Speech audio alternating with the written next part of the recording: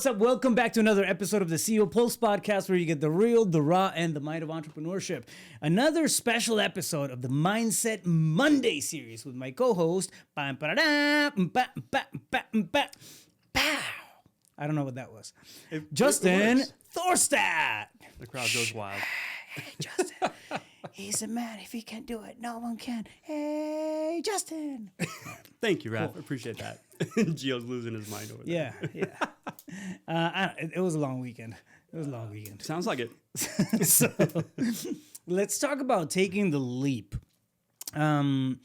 Why do we hold ourselves back, right? Why, even though after we go through, stages and volumes of research, we still get caught by analysis paralysis, right? What holds us back? I mean, I think it's a very, very interesting topic to unravel, right? Yeah. Well, do you think most people stop because of analysis paralysis? I mean, I'm not sure, because I only have myself really as a point of reference. Well, no, I mean, I think it can be a mix. It can be a mix of not knowing, what actions to take, of course, one of them. Fear of failure is another one. Fear of success.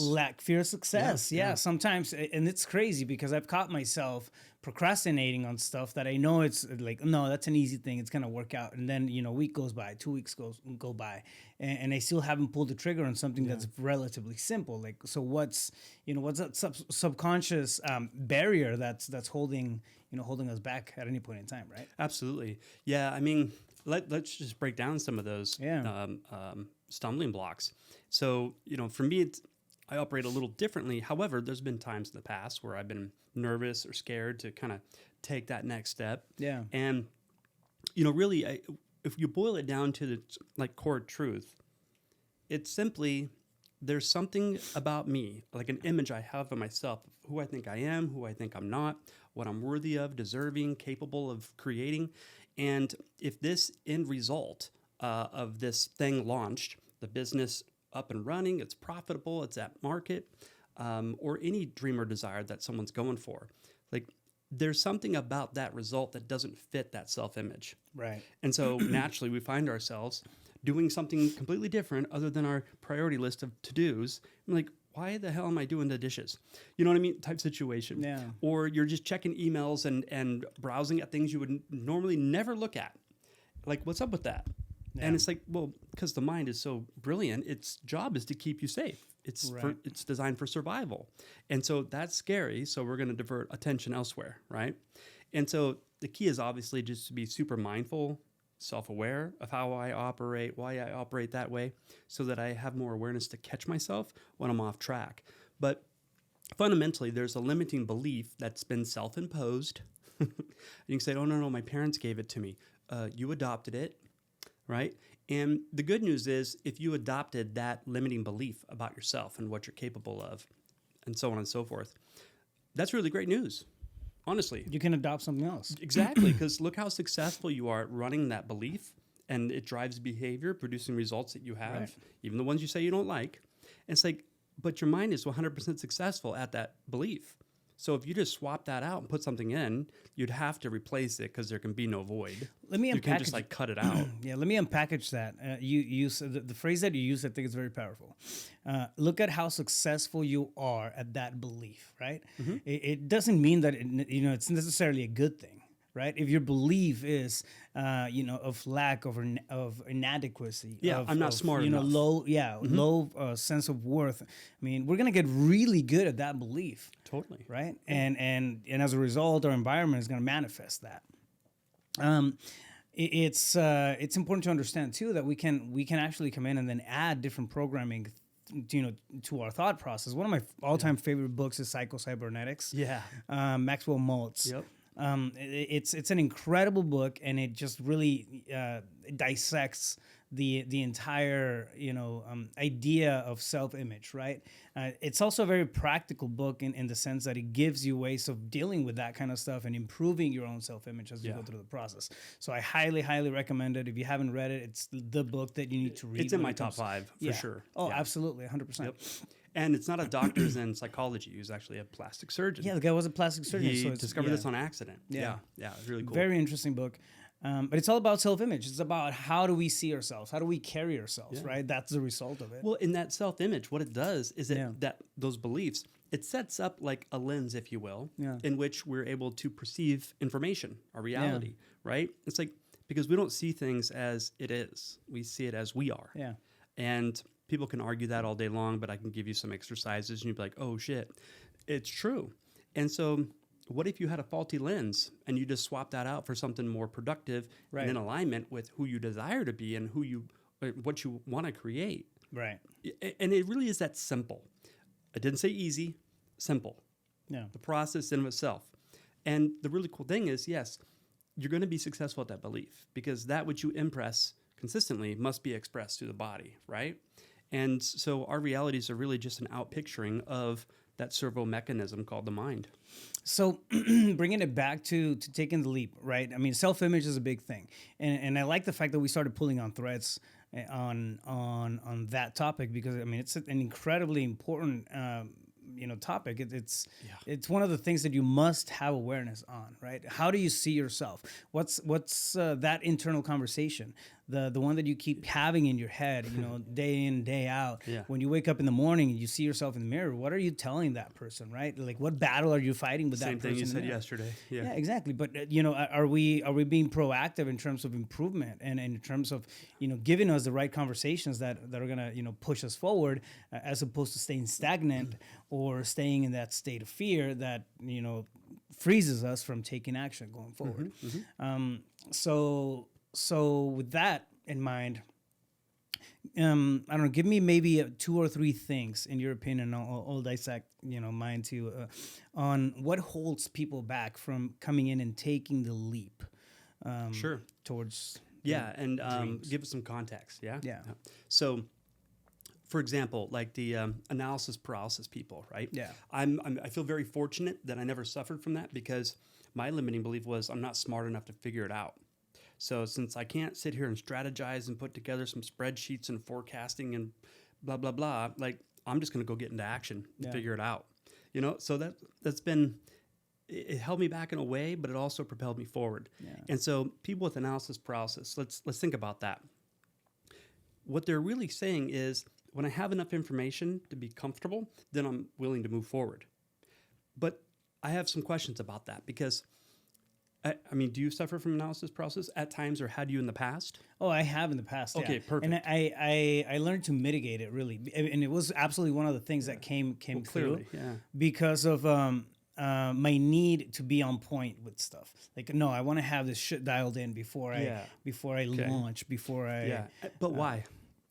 It was just a me thing. It was really me having a conversation with myself and being highly critical of the type of stuff that I wanted to put out there, if it was content or whatever. At the end of the day, like it really came down to having this need for one, validation that my stuff is dialed in. Okay. Right, which leads again into this sense of inadequacy or sense of worthiness. So it's got to be perfect, or Yeah, exactly. Yeah, or I suck. yeah. Like, it's not. I'm not putting good stuff into the world. Exactly. So perfectionism. Right. It could also be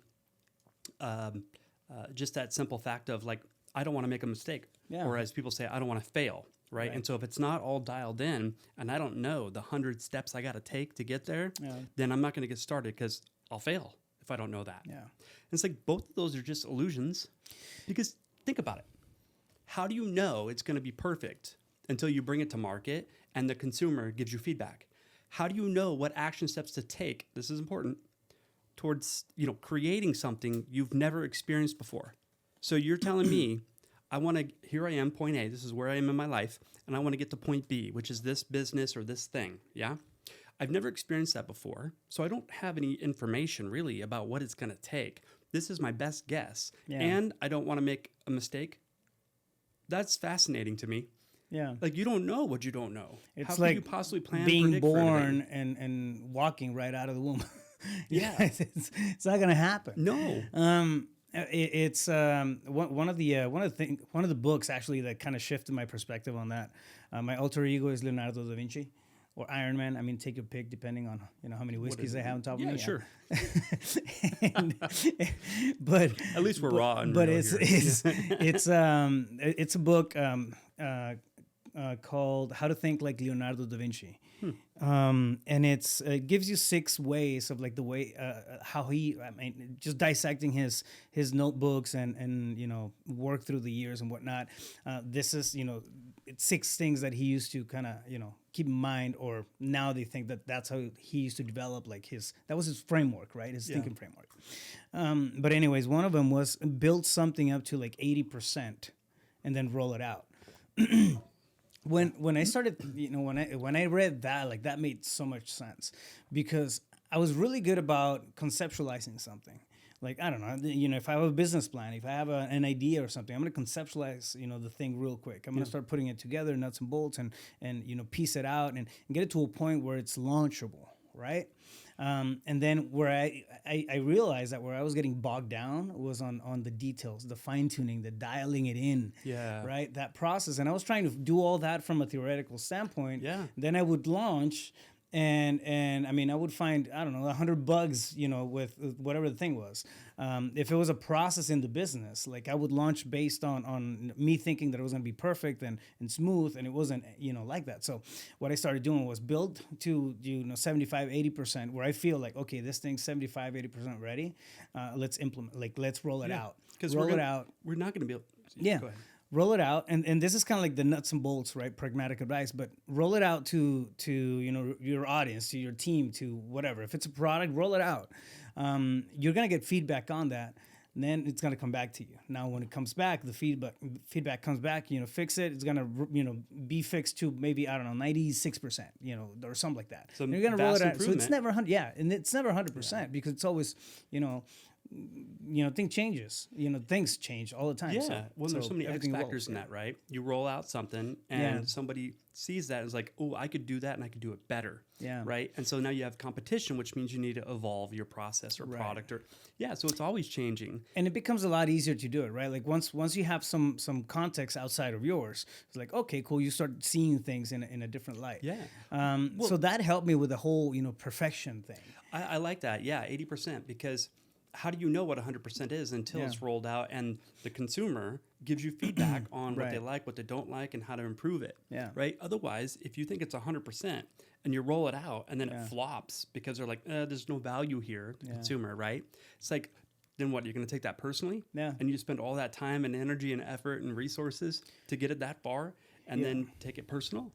It's weird. Another thing, communications. Like, how many times have you sat there trying to craft the perfect fucking email to do a response about, I don't know, something like I used to do this when, like, somebody, I don't know, dropped the comment on YouTube, or, I mean, I would sit there and think about the perfect response. And instead of, being organic with it, right? Like pushing it to a point where, okay, this is releasable. Let's just have a real, conversation. Real conversation, stuff like that. But it's I think it all ties into that, that fear of taking the leap, right? You're taking the leap and you're betting on yourself, because that's the best bet. Yeah, totally. So, regardless of the limiting belief that people have fear around, right? Which again, fear, acronym for false evidence appearing real. It's just a story your mind made up. Right. Why you're listening to it, I have no idea. But let's say that you are. Like, man, I guess what I'm trying to say is it all boils down to, you can look at this endeavor as giving yourself an opportunity to succeed, or this is where I could fail. Yeah. Like, it's just a choice. So a lot of people say it's risky because if you take that chance, it may not work, right? Yeah. And then all that time, energy, money's wasted. Plus, you quit your job in order to do this, and now you're not making any money. Like, there's a risk. And I would say, risk, okay, but who are you betting on? What are you betting on? Like, I'll bet on me any day. Yeah. Because I won't quit. So it's like, if I look at the opportunity to fail, that's going to hold me back from looking at the opportunity that this is my shot, finally, to succeed. Yeah. And if I don't take it, like, where am I going to be in 10 years from now? Yeah. From that deciding moment of, do I move forward or not? Where am I going to be in 10 years? And in 10 years, do I want to be like, okay, that didn't work out, but I adjusted, I pivoted, I took a different approach, went a different direction, and I was successful at something different because I took the step. Or still at the job, I still got that dream in my head. Someday it'll come true. Still complaining. And it's still 10 years later, and you're still bitching and complaining that your ship hasn't come in yet, or I haven't gotten my shot. It's like, man, this is an inside job, 100%. Yeah. So let's get on with it. Yeah. It's absolutely an inside job. The shot's not gonna just come at us while we're sitting on the couch or contemplating, right? Like we have to move towards the stuff that we want, and there's nothing wrong with being on a 9 to 5, right? If now if you want to do something bigger, you have to see it as a transition. You have to. I was talking to somebody else last week, and they're thinking they want to transition from the place where they're at to the place where they want to be by having their own business and running their own thing and owning their time and that sort of thing. It's like, but I can't take the leap. We'll transition out of it, right? If you're in a 9 to 5, you're building somebody else's dream, and if you go home at 5 p.m., 6 p.m. or something, whatever, and you sit on the couch and you start going through Netflix and all the shows, and you're catching up on shit that you haven't watched yet and all that stuff, you're stopping yourself from working on your own dream. And I'm not saying become a workaholic. I'm saying get time block. I mean, get discipline. The freedom really is in the discipline, right? and it's even if you put 2 hours into your own vision, your own dream, now you're building your thing. You're building your ball of wax, and you can shape that thing in any way that you want. Yeah. If you just go through the process of doing that, right? Like go the extra mile. That extra mile is usually pretty empty, and it's your mile. Yeah. It's not nobody else's mile. I'm so glad you brought this up, because just before you said it, my mind went there, and I was like, oh, I'm so glad we're having this conversation, because like I train coach a lot of agents, right? Yeah. And I pride myself in, like, I specialize in taking people with full-time jobs and getting them free. Like, just because there's a process you can follow that's duplicatable. It's rinse and repeat. And so with people that have a job, though, like, yes, they want to have it to where they're earning 200, 300% more money, and they're working 50% of what they did in the job. Yeah. Like, who doesn't want that? But we'll see. Because what it's going to take, and I love your saying, man, a hustle is a season. What it's going to take to get in outside of the 9 to 5, in the evenings, on the weekends, to start building some momentum. Yeah. Like, it just comes down to the discipline. And however, though, I mean, I look at it a little different.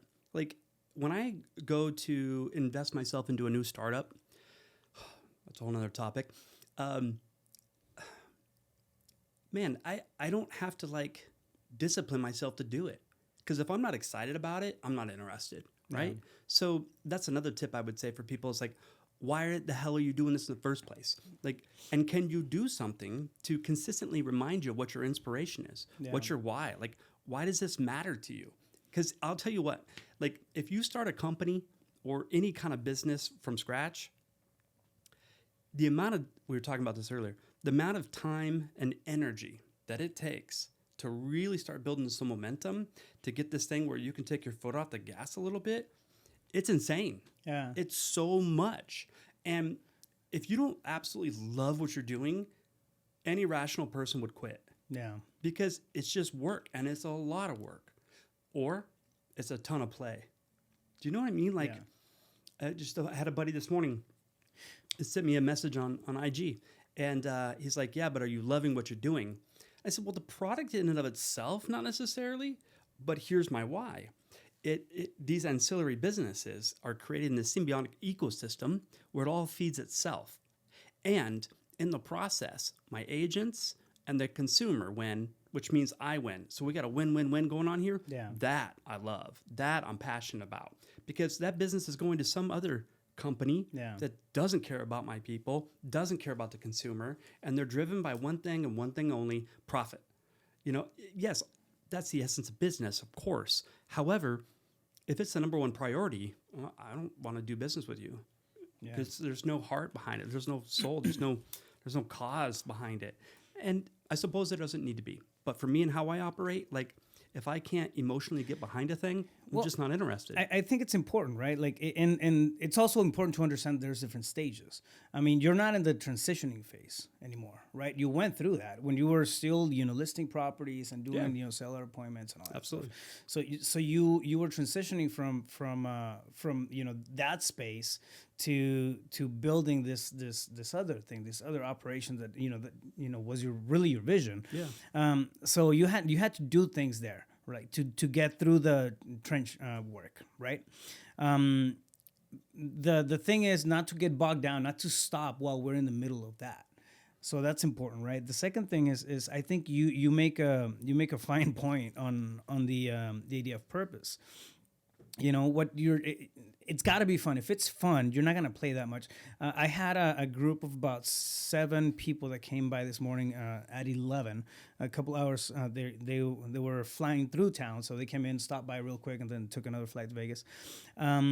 And we're getting together. We're planning thinking about an event we're probably going to be putting together, some collaboration between Texas and Arizona, and doing a couple of things there, right? Very cool. And we're having this conversation. It's just organic conversation, brainstorming, and we were laughing through the process and everything, and then the comment came up like, "This is how we work." And like, you know what I mean? Yeah. So it's fun, it's organic, it's intentional at that point, right? But it doesn't mean that, I wasn't doing 16-hour days, at one point. It wasn't mean that I wasn't, pounding away at doors looking for deals. Yeah. I still work deals. Stuff like that to get to the point where you're playing in the same space that you're creating, value for those around you. So that's going to take a while depending on who you are, and it's going to take you knowing you, right? Because we can get enamored with the idea of providing, and inspiring and empowering and all kinds of stuff out there. Just from looking at people who are crushing it in social media, looking at the highlights and all that stuff. Now, if that's not you, and if it's not, and I'm not saying you, I'm saying just the audience. If that's not, in reality, like the thing that we want to do in life, in my case, it's empowering entrepreneurship. Like that shit fires me up, right?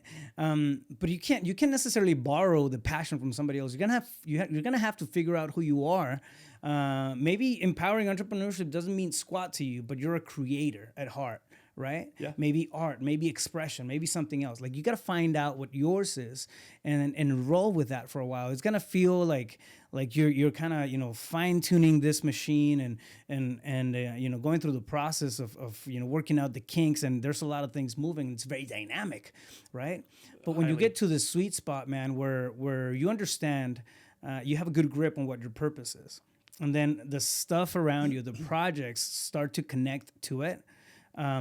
It takes on a life of its own, and the speed picks up real quick. Anybody who's got multiple property or companies out there, or is an entrepreneur, has been an entrepreneur for more than, I don't know, call it 5 years, knows exactly what I'm talking about. Absolutely. Yeah. Well, and 9 out of 10 businesses fail, right? Yeah. Like, I don't know what the actual percentage is. I don't know if it's 90% fail within the first 5 years. But I think it's 93%. Yeah, that's a lot. And so people look at that and go, "Oh my God, that's risky." Yeah. No, it just means you got to be willing to be all in and start 10 businesses. And so, like when you said empowering entrepreneurs, like you even started to smile and a little kind of, like it lights you up, right? Yeah. Like that's just it. So what we're saying is, if there's an activity, a task that you love doing, that just doing it in and of itself is the fulfillment, you're onto something. And now you've got business 101. Yeah. Do what you love doing and find a way to monetize it. Yeah. Because you have value. It has value. Like, bring it forward. Yeah. And I'm just here to ask, like, who the hell do you think you're not? In such a way that you won't bring it forward and share that with everybody else. Because I sincerely believe, like, we all have a unique gift. Oh, yeah. And 100%. not only that, but our unique gift, only we can express it and explain it the way we do. Right? Yeah. Like, it's a give to humanity. Yeah. You're supporting, you're contributing to the collective, your greatest gift, which is you. Yeah. But you got to be willing to step out there and get on the field and play ball. Because, you're going to get hit. You're going to get knocked down. Like, shit's not going to always go your way. Yeah. But you'll win sometimes. And I don't know, man. I just, being in the entrepreneur space for this long, like, you can't ever go back. Who was it that said you only have to be right once as an entrepreneur? I don't know, but which is really Mark great Cuban. news. Oh, okay, Mark because Cuban, yeah. I'm usually wrong a lot of the Cuban. times, but I'm Yeah, it willing was to like take the shot. I was just right once, and he's done I don't know, hundreds, Ridiculous. of, Yeah, if not more. But I mean, like Michael Jordan, there was a meme on social media a while back, and I'm sure you can Google it, but he said like he was given the ball to make the game-winning shot X amount of times, and only nailed it like a fraction. Yeah, it's like, but that's why I'm the greatest of all time. That's why I'm the champ. Is because I'm willing to take the shot and miss. Yeah, like you're not gonna bat 1,000. Yeah. So can you just get up there and swing the fucking bat? Yeah. Yeah, if you're getting into it, especially if you're getting into the space of entrepreneurship and launching your own business and getting started in that realm, you don't even know what you want yet. I mean, I can no. Like you have an idea. We have an idea exactly, yeah, but, and you think it's it, dude. I mean, when I launched, I'm telling you, when I launched my first business, I was like, yes, this is it. I'm gonna die old doing this thing, dude. I was sick and tired of it by month 3. We start to understand ourselves as we go through the challenges, right, of it all. But I mean, it becomes this experience, and at the end of the day, like none of that gets triggered if we don't take the leap. Oh man, 100%. Right? Well, I do believe that we all have some latent gifts inside of us. The problem is they're not revealed to us until they're demanded, until they're like forced out. And how are you going to know how great you are until it's given the opportunity to be shown to you, right? Like, and I just think that business entrepreneurship really is a spiritual game. Like, you learn so much about you because everything is just a mirror. Yeah. And it's an opportunity to check in, learn some lessons, and they're gifts in those opportunities. And also, I mean, realistically, right? It's one of those spaces where you can't really afford to fuck around. That's true. You have to take responsibility of your own actions. You have to take, because there's people depending on you. Yeah, 100% ownership. 100% ownership. Otherwise, there's entrepreneurs and I mean, I don't know. I can't think of anybody who hasn't taken 100% ownership of their actions, of taking action, right? That has crushed it as an entrepreneur. I can't think in my head right now. Weird. I can think of him. Anybody, but it goes along with the turf.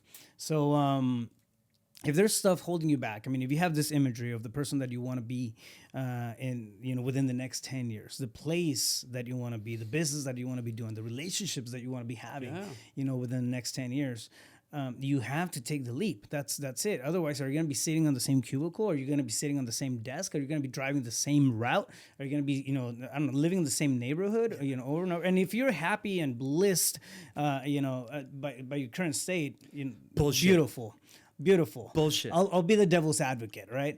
It's a beautiful thing. But if there's a seed of doubt in there, if there's a seed of doubt and you're wondering, what if I were to do this? What if I were to do that?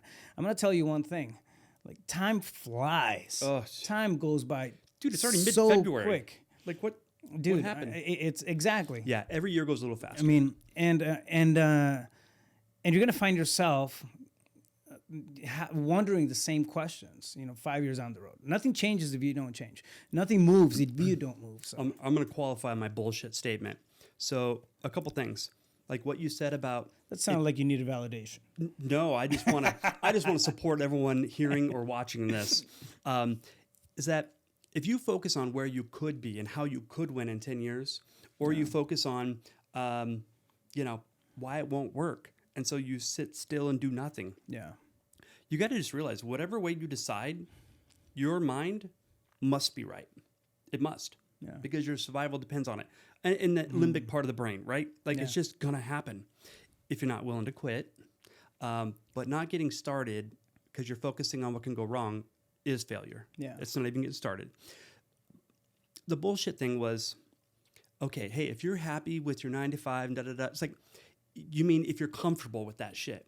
Because everybody, and I mean everybody, wants something bigger, better, or different. Something.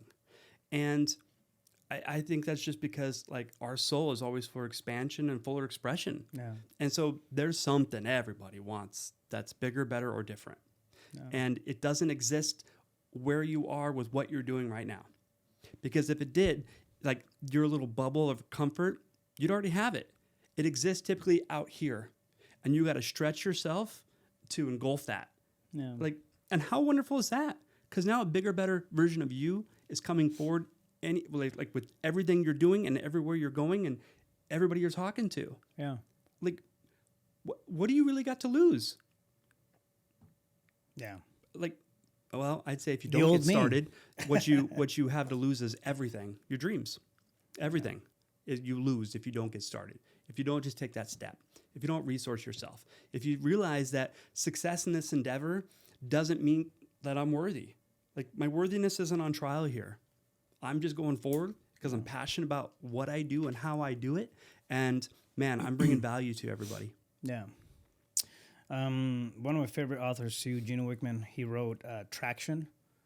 I had him on the podcast a while back, but he wrote The Entrepreneur Leap, Taking the Entrepreneur Leap. So it's also a really good book in the same topic. So, Justin, great combo, dude. Yeah, man, it was fun. Somebody wants to get a hold of you, where do they do it? Yeah, JustinThorstad.com, Facebook, Instagram, or my cell, 602-348-8534. Bing.